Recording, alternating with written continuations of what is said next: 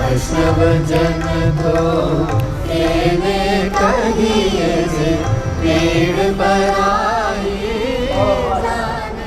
I extend our sincere, hearty welcome to Thank Dr. you. Anand Gokani. Thank you. Welcome, sir. When Dr. Jacob asked me to come and speak to inaugurate this lecture series on Gandhiji, I asked him, what would you like me to speak? So he said, do you think that it is relevant, is it important to study Gandhiji and Gandhiji's philosophy in today's time? Gandhiji belonged from 1869 to 1948, and now we are in 2022, 21st century. Said, is Gandhiji still relevant?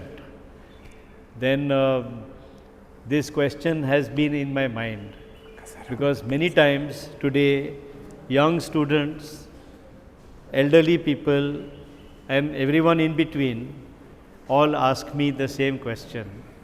Is Gandhiism relevant today? Is it important to study him or his philosophy? And I'm going to present to you some of my thoughts on this issue and why I feel that we need to understand first what we are studying. When we study Gandhiji, when we admire Gandhiji, are we actually admiring the human being Gandhiji, or are we admiring the principles that Gandhiji stood for? Gandhiji, if you know his life history, he was an ordinary student, and he went through the same process of growing up like every student does. When he was in school, he experimented with so many things. He also had the same normal fear. He used to be afraid of so many things. He used to be misguided by his friends. He even experimented with alcohol and tobacco. He even tried to smoke and drink, and then he left it, and he even experimented with non-vegetarian food. He thought that if I eat non-vegetarian food, I will become strong and big. And if I have to fight against the British, then I must be strong and big. So his friend used to feed him non-vegetarian food. But at every point he learned something, he decided to change. And this made him characteristically open-minded person. He kept his mind open to new ideas. And so, because he always had an open mind, he was listening to everyone, reading everything and learning, and every time he learned, he made decision to change. And every time he changed, he used to say that if I said something about this issue yesterday and today I say something different, then you must believe what I say today, because I have learned so much more after yesterday. So it is his quality of being open-minded that we admire. The other thing is that he read a lot, and because he read a lot and because he learnt from many people, he developed many new concepts. And I'll tell you one example.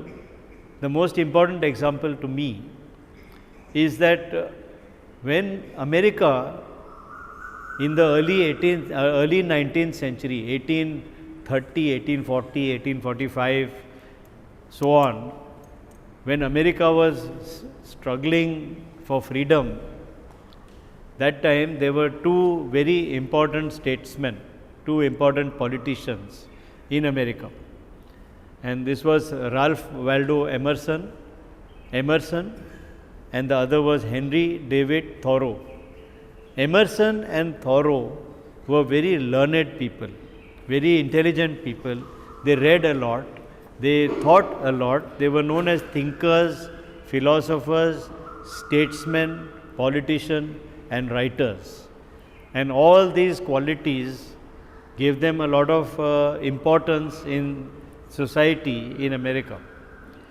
Now, they were fighting for America, to get American freedom, and they studied various techniques of getting this freedom.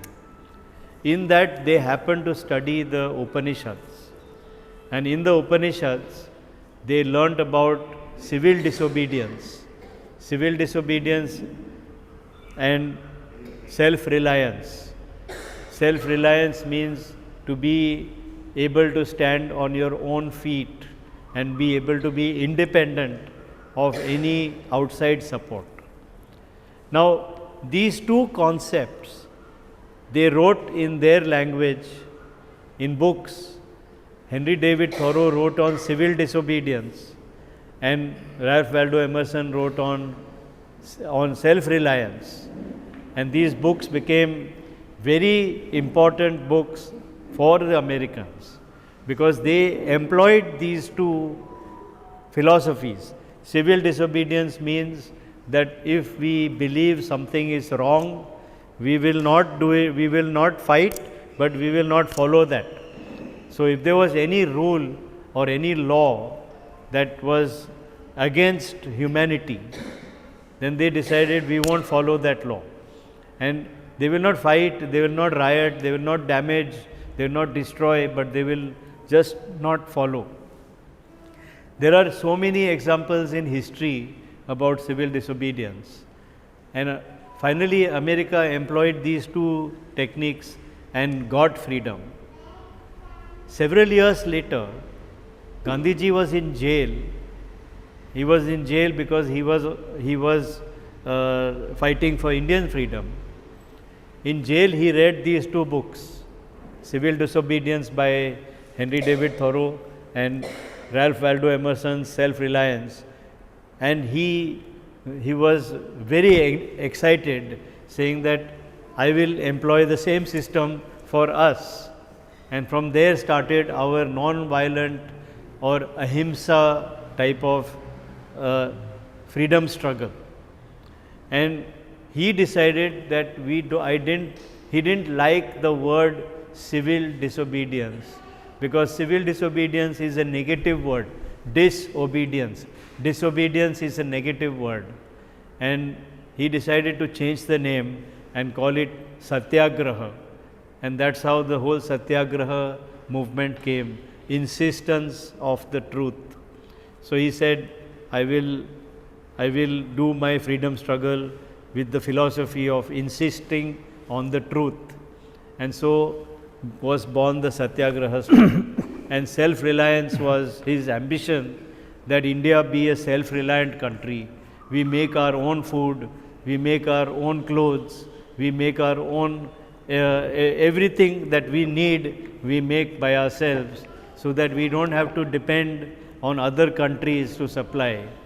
And so this self-reliance and civil disobedience, which became Satyagraha, became the motto of Indian revolution and the Indian freedom struggle. And from here, Nelson Mandela read about Gandhiji's life, and he employed in South Africa. And Martin Luther King read about Nelson Mandela and about Gandhiji, and employed it in America for the black freedom against the whites. And all this exchange of ideas was later commented upon by Ralph Waldo Emerson, that when Gandhiji employed his system, he said, I have repaid my debt to the country that gave me this philosophy. So Gandhiji's habit of reading made him what he was at that time.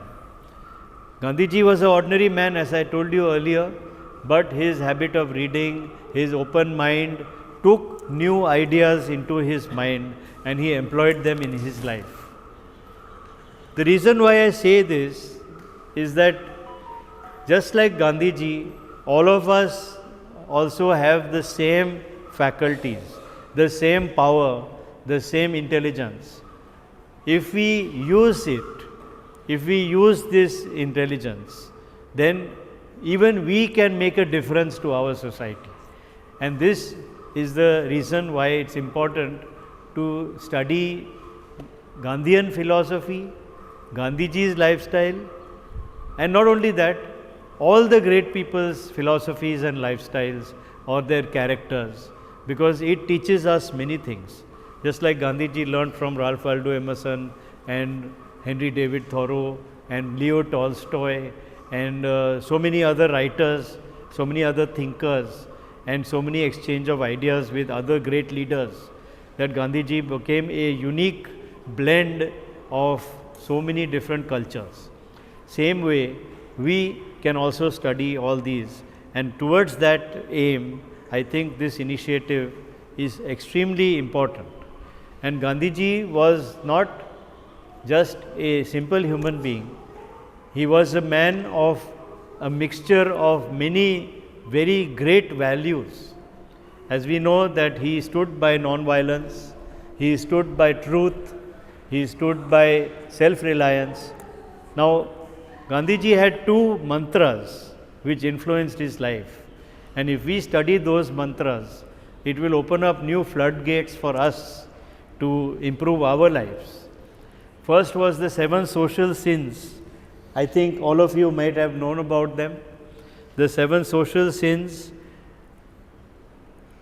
wealth without work, pleasure without conscience, knowledge without character, commerce without morality, science without humanity, religion without sacrifice, and politics without principle. He read these and he said, this summarizes my life's ambition. And whatever he did, he tried to put both of them together. He realized that if I have to earn wealth, which he never tried to earn, but he said if wealth has to be earned, it should be always with work and not without work. So everything that is wrong about that moves out. And like this, he followed all the 7 social sins, and he improved his character to that level where today people talk of him almost like a saint, because of following a simple dictum of 7 social sins. And the other thing which he did was the 11 vows, which he incorporated in a prayer where he said ahimsa, satya, asteya, brahmacharya, asangraha, sharir shram, aswada, sarvatra bhayavarjanam, sarvadharma samanatva, swadeshi sparsha bhavna. And he took all these 11 vows, and one by one he implemented them in his life. And when he did that, it automatically brought people together. It brought people closer to him.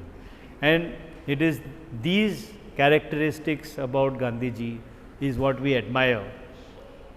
Keep him aside from these characteristics, we may not like him so much. When we read about his personal life, we wonder whether he was worth making such a great man. But today his life is a symbol of all these great values, and these great values are what we admire. Therefore, today when we learn Gandhiji, we learn about these values, and that value is timeless. Those values are values that you and I can use every day and improve our lives. And that's why it's important to study this kind of philosophy, this kind of a man, and this kind of history. So I hope that you all increase your potential after this whole long course of Gandhian philosophy, which is going to be conducted in the next 6 months.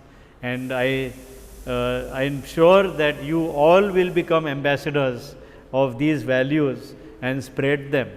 Just like you have a pond with water which is still like a mirror, and you take one stone and you drop it, and then there is one ripple and more ripple and more ripple till the whole pond is covered with ripples. Same way, this small group when they study the values which were timeless and great values, will go home and spread it to their families, and their families will spread it to their society. The society will spread it on a broader scale to the city, and that's how this will spread, and that's how we can aim at making mankind into an ideal society where we can all work together in harmony, enjoy ourselves, and be prosperous and be peaceful. So it is with this hope and with this prayer that I inaugurate this series of lectures. I wish Professor Thank you. Matai and all his co-teachers very best, and I hope that this is a great success.